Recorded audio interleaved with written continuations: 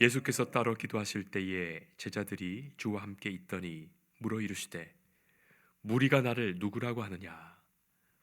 대답하여 이르되 세례 요한이라고 하고 더러는 엘리야라, 더러는 옛 선지자 중에 한 사람이 살아났다 하나이다. 예수께서 이르시되 너희는 나를 누구라 하느냐. 베드로가 대답하여 이르되 하나님의 그리스도시니이다 하니 경고하사 이 말을 아무에게도 이르지 말라 명하시고 이르시되 인자가 많은 고난을 받고 장로들과 대제사장들과 서기관들에게 버림받되어 죽임을 당하고 제3일에 살아나야 하리라 하시고 또 무리에게 이르시되 아무든지 나를 따라오려거든 자기를 부인하고 날마다 제 십자가를 지고 나를 따를 것이니라. 아멘. 동화 작가인 안데르센의 작품 중에 미운 오리 새끼라고 있습니다. 아마도 이 동화는 많이 알려져서 우리 모두가 다 아는 그런 동화입니다. 어미 오리가 그 둥우리에서 오리알을 품고 있죠. 근데 다른 오리알과는 다르게 크고 검은 알이 하나 있었고 그 알에서 태어난 오리는 유난히도 못생겼어요. 이 오리 새끼는 같은 오리들 사이에서도 놀림을 받았고 따돌림 받았습니다. 심지어는 숲속의 새들도, 작은 새들까지도 그 오리를 구박했고 같이 놀아주지 않았어요. 결국 이 미운 오리 새끼는 자기를 키워주던 농가를 떠나게 됩니다. 그러다 어느 할머니 집에서 살게 되는데, 아니 그곳에서도 고양이와 닭이 못 살게 굴어서 결국 그것도 떠나게 되죠. 그 추운 한겨울을 호숫가 바위 틈에서 지내게 됩니다.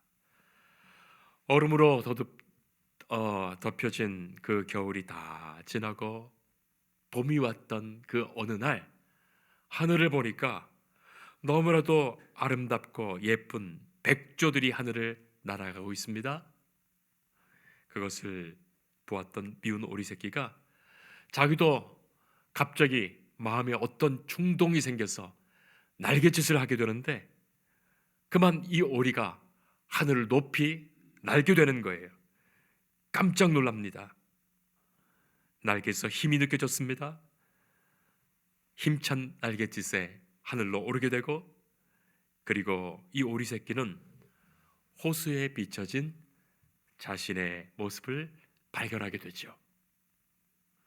그때부터 이 세상에서 가장 행복한 백조가 됩니다. 그런 동화 이야기예요. 성도 여러분, 이 백조는 처음부터 백조였어요. 처음부터 백조였어요. 오리들 사이에 껴 있었지만 틀림없이 처음부터 백조였던 겁니다. 저는 생각해 봅니다. 우리 믿음의 우리들은 처음부터 하나님의 자녀들이었어요. 하나님께서 우리를 지으실 때부터 그 은혜 속에서 처음부터 하나님의 자녀였습니다. 사도 바울은 고백합니다. 에베소서 1장 3절로부터 5절 말씀. 찬송하리로다. 곧 창세전에 그리스도 안에서 우리를 택하사 그 기쁘신 뜻대로 우리를 예정하사 예수 그리스도로 말미암아 자기의 아들들이 되게 하셨나니.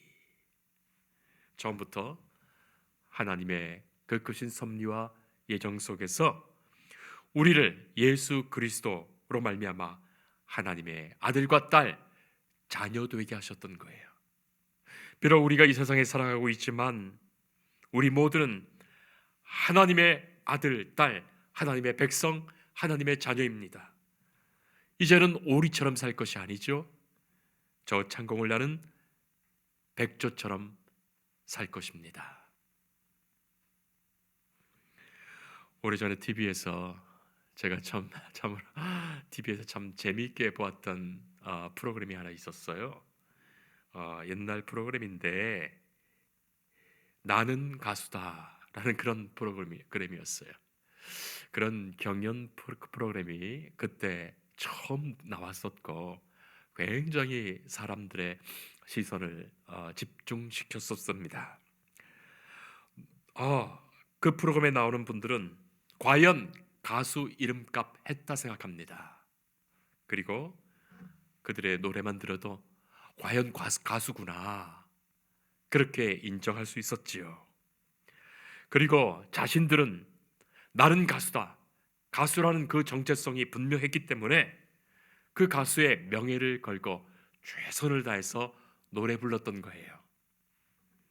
가수답게 노래 부르도록 했던 프로그램이었고, 노래 부른다고 다 가수가 아니라는 것을 암묵적으로 말해준 그런 프로그램이었습니다.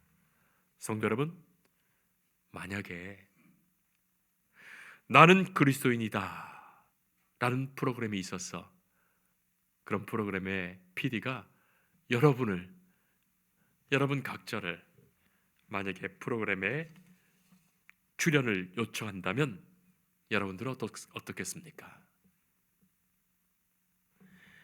부끄러워서 도저히 나는 그리스도인이 아닙니다 할 것입니까? 아니면 참 감사합니다, 저는 그리스도인입니다 고백하며 출연하시겠습니까? 어떠십니까? 자, 어느 날 예수님께서 제자들에게 물으셨어요. 너무나도 친절하시게 무리들은 나를 누구라 하느냐 그렇게 물었기 때문에 너희들이 들은 이야기를 내게 좀 해봐라 하신 것이죠.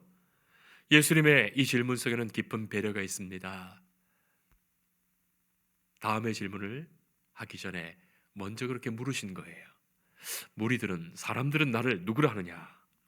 제자들은 대답합니다. 세례 요한이라고도 하고 또 더러는 엘리야라고도 말하고 또 어떤 분들은 하나님의 선지자가 다시 살아났다 그렇게 말하기도 합니다. 자, 그 말을 들으셨던 예수님께서는 다음에 질문을 하시죠. 너희는 나를 누구라 하느냐? 너희는 나를 누구라 하느냐? 여러분, 이 얼마나 강력한 질문입니까? 사람들은 그래 그렇게 말한다 치자. 너희는 나를 누구라 하느냐? 너는 나를 누구라 하느냐? 너에게 나는 어떤 의미의 존재인가? 그렇게 물으신 거예요. 주님께서는 오늘 이 자리에 있는 각자 나에게 그렇게 물으시는 거예요. 너는 나를 누구라 하느냐? 자, 이 말에 대답하는 사람이 그리스도인 예수님을 따르는 제자들이에요. 이 말에 아무런 대답도 할 말도 없고 나는 모르겠습니다 한다면 그가 어떻게 예수님을 믿는 사람, 그리스도인, 주님의 제자 되겠습니까? 신학자이며 설교가인 라일러는 이 질문은 그동안 그리스도께서 물으셨던 질문 중에 가장 중요한 질문, 하나님 나라와 하나님의 교회를 위해 이보다 더 위대하고 중요한 질문은 없었다 그렇게 말한 바가 있고, 또 설교가인 엘링스는 이 질문에 대한 답변으로 사도들이 사도되었고 교회는 세워졌고 성도는 누구인지 알게 되었다 그렇게 말하죠. 적어도 이 질문에 베드로가 이렇게 대답합니다. 하나님의 그리스도십니다. 베드로는 하나님의 그리스도, 하나님이 보내신 메시아라고 대답했습니다. 저는 오늘 베드로가 대답한 이 대답을 그것이 어떤 대답이니 정답이니 그런 말을 하려는 것이 아닙니다. 단지 베드로가 대답했다는 거예요. 주님은 물으셨고 베드로는 대답했습니다. 마태복음 16장에는 베드로의 더 소중한 고백이 나타나죠. 주는 그리스도십니다. 살아계신 하나님의 아들이십니다. 근데 누가복음에서는 이렇게 짧게 하나님의 그리스도십니다만 남겨두었어요. 누가복음이 이 말씀을 통하여 우리에게 말씀하시고자 하는 그 지점이 여기에 있어요. 베드로의 그 대답을 다 기록하지 않고 짧게만 대답한 것으로 남겨둔 것 말입니다. 성도 여러분, 사실 베드로가 아무리 훌륭한 대답을 했더라도, 아무리 기가 막힌 대답을 했다 하더라도 지금의 이 베드로는 예수님을 부인할 사람이에요. 예수님께서 십자가의 그 고난을 말씀하실 때, 그것 안 된다고, 예수님 그러시면 안 된다고 철없이 거부할 사람이에요. 그리고 예수님의 뜻과는 상관없이 칼을 들고 군졸들과 싸울 사람입니다. 그러나 예수님은 물으셨고 베드로는 대답했습니다. 예수님은 베드로의 이 모든 대답을 그대로 다 받으시는 거예요. 베드로의 고백 속에 주님은 그를 만나주시고 그에게 말씀하시고 그를 더욱 소중하고 귀중한 주의 제자, 하나님의 사람, 하나님의 자녀로 만들어 갑니다. 바로 이 지점이에요. 주님은 물으셨고 제자는 대답합니다. 성도 여러분, 어린아이는 어린아이의 고백이 있어요. 교회 다니는 주일학교 어린이, 저도 그랬지만 아마 어려서부터 신앙생활을 하신 분들은 다 아실 거예요. 어렸을 때 주님을 향한 그때 순진하고 착한 고백이 있지 않았습니까? 초등학생 때는 초등학생의 고백이 있고, 중학생 때는 중학생의 고백이 있고, 고등학생 때는 고등학생 때의 고백이 있었고, 청년 때, 성인 때, 노인 때, 하나님 부르심 앞에 이 세상을 떠날 그 마지막 때도 주님을 향한 고백이 있는 거예요. 그 고백이 있어야 다음의 고백으로 넘어가게 됩니다. 그 고백 후에 주님께서는 우리를 더욱더 깊은 신앙 고백에 이르도록 우리를 인도하시고 믿음의 성숙의 길로 주님께서 지켜주시는 거예요. 지금의 고백이 무엇입니까?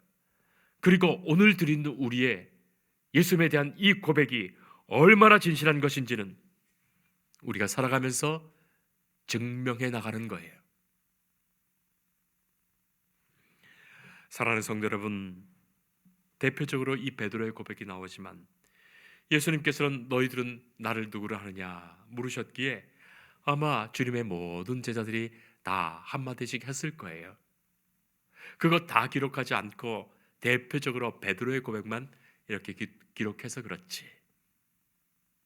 그리고 다른 제자들도 다 한마디씩 했을 것이고, 또 어떤 제자는 우물쭈물하며 아직 미처 대답을 준비하지 못했을지도 모릅니다.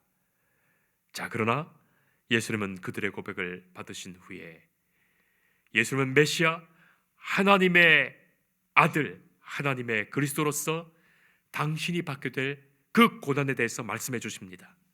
그래서 이 제자들의 각자의 그 고백이 하나님의 그 뜻과 방법으로 더욱 깊어지도록 초대하신 거예요. 예수님 앞으로 십자가 지실 것입니다. 그 일로 죽으실 것입니다. 제자들에게 당신의 죽음을 예고하여 말씀하십니다. 다른 복음서에서는 베드로가 이 일을 거부해서 예수님께 심각한 꾸중을 듣게 되죠. 너의 고백 속에 예수님의 길을 가두지 말라. 예수님의 행하심으로 너의 고백이 오히려 변해되고 성숙해함을 강변하신 거예요. 예수님의 말씀으로 나의 고백이 더욱 깊어져야 함을 깨닫게 하십니다. 자, 그래서 베드로는 시간이 지나면서 더 알게 되겠죠. 그럴 것입니다. 자신이 예수님에 대하여 고백한 것을 더 깊이 생각할 것입니다. 자신의 고백이 더 깊어지고 성숙하게 될 것입니다. 훗날에 우리가 성경 베드로 전후서를 읽게 되면 이 베드로가 그 베드로가 맞는가 싶을 정도로 너무나도 귀한 믿음의 제자가 되어 있어요.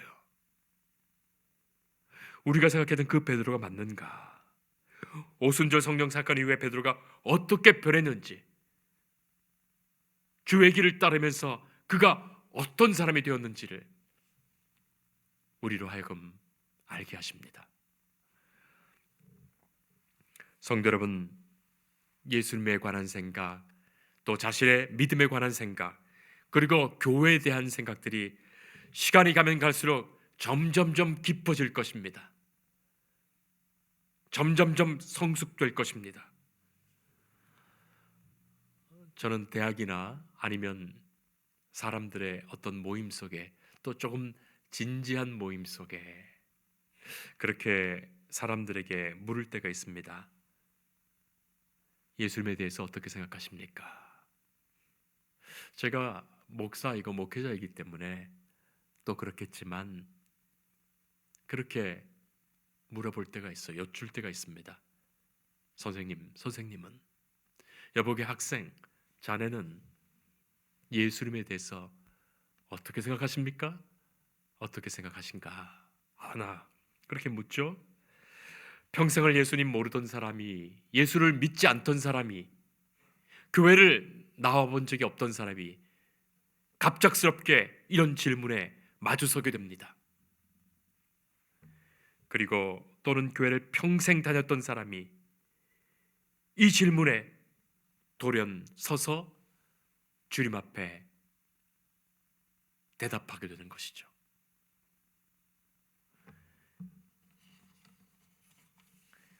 예수님이 나를 누구라 하냐 물으신 그 물음으로 제자 각자는 자신의 신앙 고백을 할 수 있었습니다. 지금까지 예수님을 따라왔고 그분의 말씀을 들었고 그분이 행하신 것을 보았고 그분의 능력을 보았습니다. 너는 나를 누구라 하느냐? 이제는 대답해야 합니다. 그리고 그 대답이 궁극적으로는 하나님께서 이루어 가신 예수 그리스도를 명확히 보고 알고 깨달아서 자신의 신앙 정체성이 담긴 진짜의 고백이 되도록 이끄시는 거예요. 자, 여기에 예수님께서 주신 말씀을 듣습니다. 신앙의 고백 후에 주시는 말씀이에요. 본문 23절. 아무든지 나를 따라오려거든 자기를 부인하고 날마다 제 십자가를 지고 나를 따를 것이니라. 아무든지 나를 따라오려거든 자기를 부인하고 날마다 제 십자가를 지고 나를 따를 것이니라. 네가 어떤 고백을 했든지, 어떤 믿음의 정도에서 신앙 고백을 했든지 지금의 너의 고백일 것이다. 그러나 그 신앙 고백이 예수님을 영접하고 예수님을 따르는 그 삶으로 이끌어지도록 주님께서 말씀하신 거예요. 아무든지 나를 따라오려거든 자기를 부인하고 날마다 제 십자가를 지고 나를 따를 것이니라. 그때만 너희들의 신앙 고백은 더욱 깊어지고 너희들은 더욱 하나님이 기뻐하시는 자녀 될 것이다. 너희 안에서 하나님의 나라 천국이 이루어질 것이다. 가르쳐 주시는 거예요. 결국 예수님 그리스도를 고백하는 것, 예수를 믿는 것, 성도 여러분, 날마다 우리 각자의 삶 속에서 첫째는 자신을 부인하고 둘째는 자기 십자가를 지고 예수님을 따르는 것으로 이어져야 하겠습니다. 우리의 모든 신앙 고백이 예수님을 따르는 그 길에서 더욱 깊어지고 넓어지고 온전해질 것입니다. 하나님의 나라는 점점 환하게 보이고 우리 안에 하나님의 역사가 가득할 것입니다. 자, 먼저는 자기를 부인하라 하셨는데 여러분, 부인한다는 것이 무엇일까요? 나를 부인하는 것.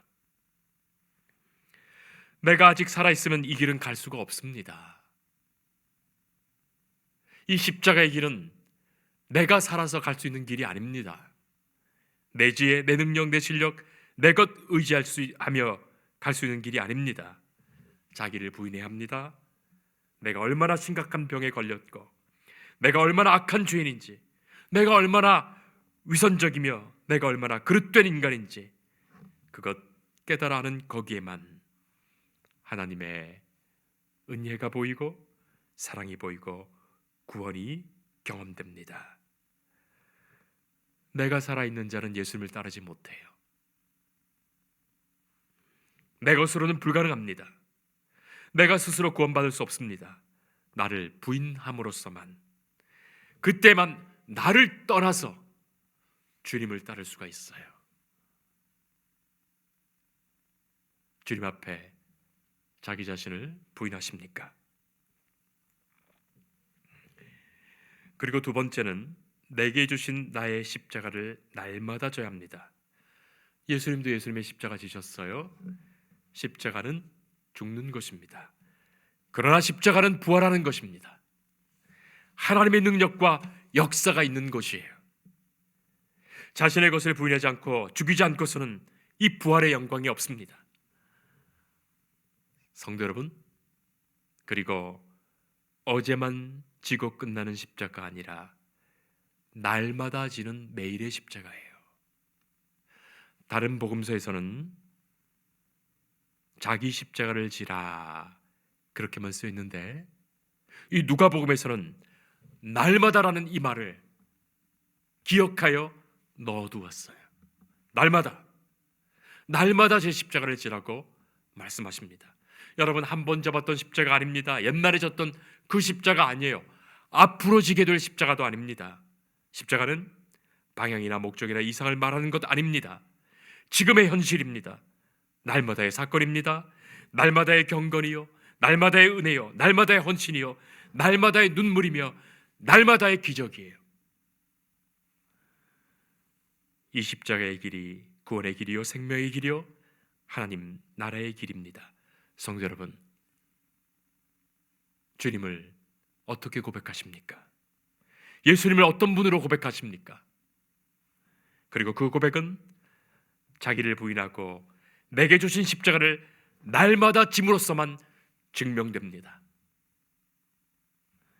저는 우리 교회 성도 한 분 한 분, 그 누구라도 낙오 없이 가장 소중한 믿음의 고백을 주님께 올리며 자신을 부인하는 가운데 날마다 자기의 십자가를 지고 주님을 따르는 성도이기를 간절히 바랍니다. 내 삶 속에서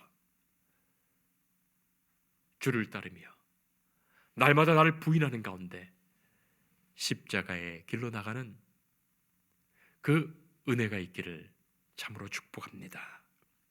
그때 주님께서는 그를 기뻐하시며 그와 함께 하시며 그를 변화시키시며 그와 동행하십니다. 그는 하나님 나라의 백성입니다. 주의 자녀입니다. 기도하겠습니다. 우리를 사랑하시는 하나님, 독생자 아들 예수님은 우리를 구원하시기 위하여 십자가 지셨습니다. 예수님을 따르는 우리가 주님에 대한 분명한 신앙 고백을 갖게 하시고 날마다 나 자신을 부인하며 오직 하나님이 내게 주시는 성령의 은혜와 능력으로 날마다 내 십자가를 지고 주님을 따르게 하옵소서.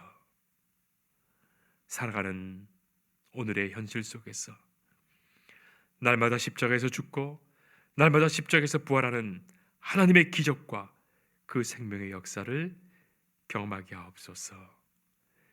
예수님 이름으로 기도합니다. 아멘.